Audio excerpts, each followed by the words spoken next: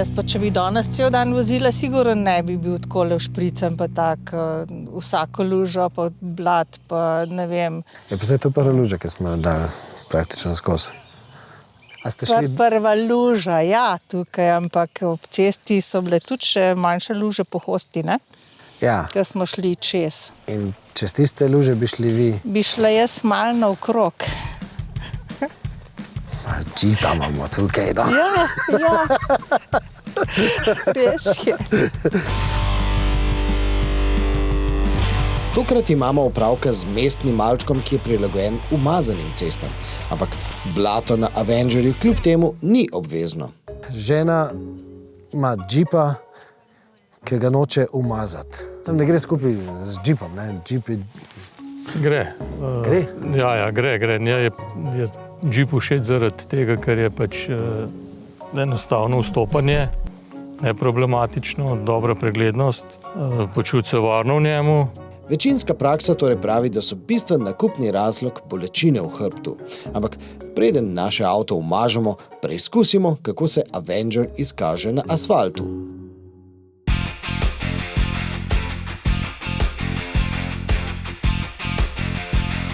Zdaj pride odsek ceste, kjer preklopite na program šport.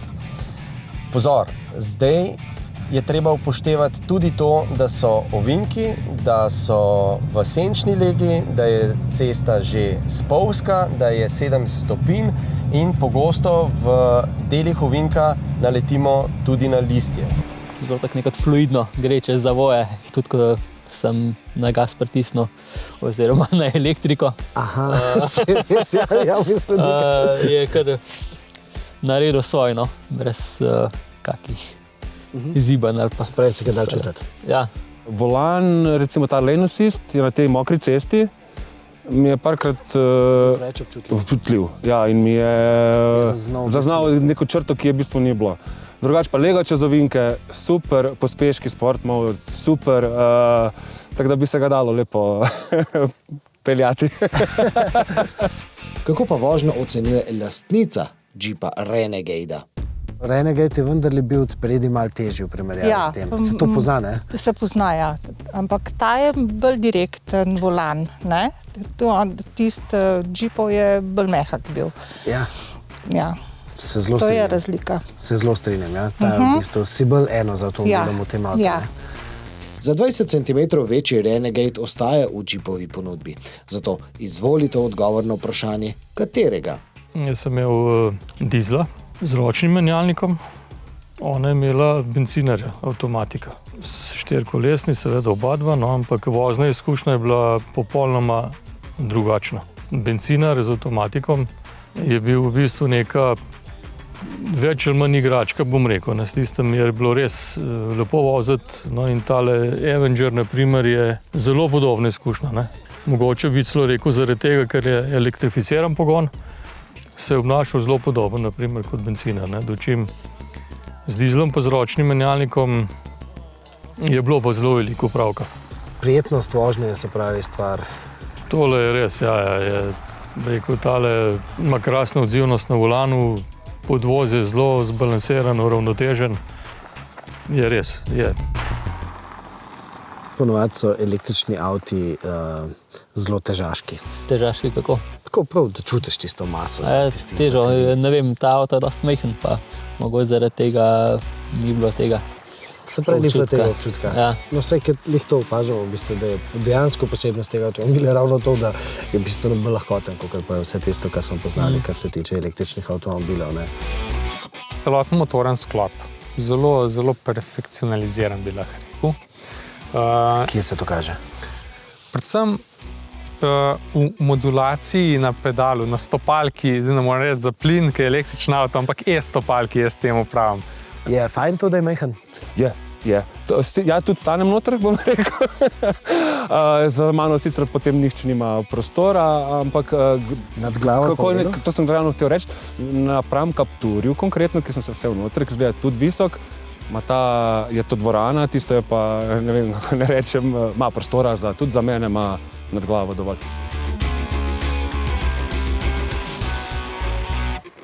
Kaj pravite? A gremo zdaj na tisto bistvo? Je zelo, zelo simpatičen avto in tudi lepe rumene barve. Pa še v to jesensko okolje, ne?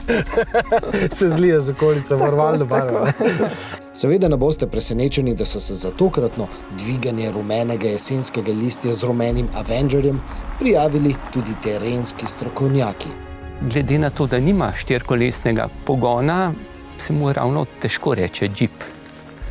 In to pri tem avtu pogrešam. Jaz sem kozdarka, ne, in jaz se res veliko vozim in imam že zelo v rokah in nogah in v občutku, kako je, če je štirikolesni pogon, kar je moj delovni avto, ima na vsa 4 kolesa pogon in gre lepš. Ne. Jaz bi se pozimi zelo bala z njim peljati, ker vem, da bi zakopala in to se mi je že zgodilo. Jaz imam 2 avta in včasih uporabljam tistega, ki ima na 2 kolesi in pol me s traktorji ven vlečejo, tako da to je kar zamudno. Imam 4x4, imam jo predvsem zaradi zimske sezone, zaradi snega, ker tulno smučam tudi in se pol malo lažje do kamper peleš, pa malo bolj ziher si, da ko priješ nazaj, boš tudi če kaj dodatnega snega pade, prišel v dolino. No, sej vse to smo vedeli, ampak vsem tem terenskim zanesenjakom Jeep sporoča, da bo tudi Avenger naknadno dobil 4-kolesni pogon. Ampak čeprav Avenger ni tisti ta pravi Jeep, pa je vendarle Jeep. Zdaj smo se ustavili pri najbolj znanem slovenskem. Kaj sem že prej rekel? Šverce, sam ni šverce, ne? Tihotapcu, ja, točno, ja. Mislim, z džipom se zdi nujno, da se ustavimo pri najbolj znanem slovenskem tihotapcu, a ne zato, ker vsi vemo, da je za to, da je lahko svojo dejavnost, če sem zdaj politično korekten, tako učinkovito izvajal, a ne, se je zanašal na svoje znanje, pa moč, a ne, pa na kobilico, a ne, ki je pa, kot vemo, a ne, ob svojih kompaktnih merah, a ne, zmogla zelo veliko. Da je torej majhno električno kobilico naredil strokovnjak za terensko vandranje, je v današnji zgodbi ključnega pomena. To kažejo že tehnični podatki. Avto je zelo simpatičen, džip jasno je vrhunsko terensko vozilo, dovolj visok odstav, dovolj velik, pregleden. Taka višina dejansko predstavlja mogoče malo bolj lagodno vožnjo po slabšem terenu ali pa, ko se recimo spraviš nabirati gobe, je lažje ob cesti parkirati. Čekaj še štor sploh, ne? Tako je. Meni je bilo všeč, da je imel zelo fajn lego na cesti, nikjer nisem imel občutka, da zdaj se mi bo zvrnil avto. Zelo lepo je tudi potegnil v klance, lepo je tudi ovinke zvozil, tudi tam, kjer je bilo veliko listja, orang spolsko, sem se kar dosti varno počutila. Mogoče se mi zdi malo bolj hrupen po makadamu. Glede na to, da je električen avto, slišiš. Se sliši vse. Se kar naenkrat v bistvu vidiš, da v bistvu vsi sestavni deli v bistvu šele naredijo enega hrupa. Ja, točno to, ko sestavijo vse skupaj, to plus to pride do določenih teh. V Sloveniji v bistvu dostikrat imamo tako kozje stezice pa ozke ceste, pa to v resnici je mehen avto, mehen terenc v bistvu boljš kot pa večji terenc. Absolutno. Širina odgovarja vlakam, kljub temu, da ta avto ne bo šel po vlakah, ne. Cestam skozi vasi. Zaradi preglednosti se da avto zelo lepo mimo robov hiš odpeljati. Električni pogon pa seveda prednost v tem, da se te zadeve dejansko lažje odpeljati, kakor pa z večjim ali pa z avtomobilom na notranje izgorevanje, razen če nimaš reduktorja. Izdel sem jaz vozil čez gozd pa tako naprej, ne, tam se lepo vidi, kako so reakcije pogona, ne, prenos navora na podlago in tako naprej. Ne. Dejansko vse te nastavitve so čutne, ne, se pravi, veš, da se res nekaj dogaja na tem področju, takrat, ko vklopiš. V bistvu je zmanjšal tisto agresivnost avto, ko je imel prej v šport programu, recimo. Bolj, ne vem. Ne, v bistvu naredi drugo stvar. Naredi z te, ker včasih, ki greš z dvokolesnim avtomobilom v kakšen strm klanec, pa je sipek tista makadam, ne.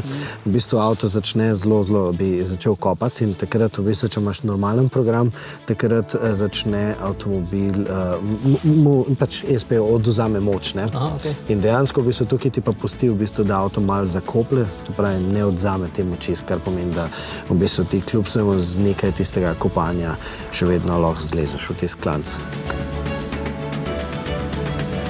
Tak avto je zelo lušten avto za par, ki se lahko odpravil z njim na potep, kjer so pač malenko slabše ceste. Se pravi za ene take vandrovce, Absolutno. za tiste ferbce, Tam, kjer ne gre, si pa taki ljudje namestijo še vlečno kljuko, na katero dajo gorska kolesa in se pol še par metrov naprej odpeljejo. Ste tak? Ne, jaz raje tečem. Lansko leto sem se udeležil teka v Slivenci, tek do Sengor, prav prijeten tek, pri katerem na koncu dobiš metlo, pravo čarovniško metlo. Naj povem, da smo bili v Notranjskem krajinskem parku dobrodošli, kajti vozili smo se izključno po cestah. Tudi po tistih, na katerih piše vožnja na lastno odgovornost. Ja, to so pač gozdne ceste, ki so vzdrževane, lastniki plačujemo za vzdrževanje gozdnih cest. To je tako kot zavarovanje. Torej, v en sklad se plačuje, potem pa občina, če Zavod za gozdove zazna, da bi bilo treba obnoviti, prosi občino, občina najde izvajalca in potem Zavod za gozdove nadzira to obnovo. Ampak po teh cestah, da bo zabeleženo, na kamero se mi brez težav lahko vozimo. To je javno dobro in lahko vozi kdorkoli po tej cesti, ampak samo po gozdni cesti. V času z makadamom tudi vlake. Tako da, če ni noč, pa je vsem cesta, pomeni, da je vlak. Štirikolesni pogon je namenjen za sneg in za slabe razmere, ne pa tudi za delanje prekrškov. Ampak dejstvo, da se ne smemo voziti po teh terensko bolj zahtevnih vlakah, ne upravičuje odsotnosti štirikolesnega pogona, saj ta pride prav tudi na dovoljenih gozdnih cestah. Ampak prav tako tudi klene terenske sposobnosti ne smejo prevladati pri odločitvah, kje se bomo peljali. Pojdimo namreč v gozd z empatijo do narave. Še posebej, ko se vozimo po tako čudovitih, idiličnih koncih Slovenije. Pač na kanjonu Iške, to je zelo slikovit in res prekrasen kanjon, ki je pa zelo zanimiv predvsem zaradi življenja. Tle noter ljudje še nismo toliko zmožni hoditi, ker je pač kanjon in je zato res ogromen. Tle imate sokola, selca, tle so gamsi, medvedov je tle zelo veliko. Poleg sokola, gamsov in medvedov tukaj najdemo še eno izredno redko žival, o kateri nam je zgodbico zaupala naša gledalka gozdarka. No, to zgodbo zdaj delimo z vami na naših družbenih kanalih, ne pa za konec dodamo, da si izbiro avtoterenske sorte pridobijo tudi tisti, ki ponavadi ne zahajajo v naravo. Ampak vam je asfalt zadost? Ja. Se je pa že tudi zgodilo, da je bila zaprta cesta zaradi prometne nesreče, pa sem šla po vozu čez gozd in sledila koloni, na koncu je bilo konec ceste in smo mogli obrniti. Jaz z džipom sem obrnila in sem lepo šla nazaj, z ostalimi avtomobili so pa v gošči ostali. So pa čakali pa traktorje, da so jih ven vlekli, ker je bilo malo močverja, pa tako pestra. Seveda je gospa Habinc takrat z veseljem opravila delo, ki je po našem izletu čakalo tudi nas. Žena je imela pripombo na tem, da smo ga zdaj umazali. Da ste ga umazali, ja, ga boste pa še upravili. Ali pa ga bo kdo drug. Ja, bomo v avtopravnici zapeljali. Saj zato je. Točno to, saj zato smo ga umazali danes, ker zato je. Kakšni so dejanski motivi za nakup? Glede tega smo bili v našem uredništvu že večkrat presenečeni.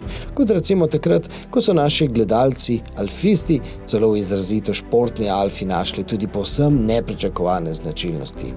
Naj vam torej za vaš naslednji klik predlagamo kar Alfo Tonale.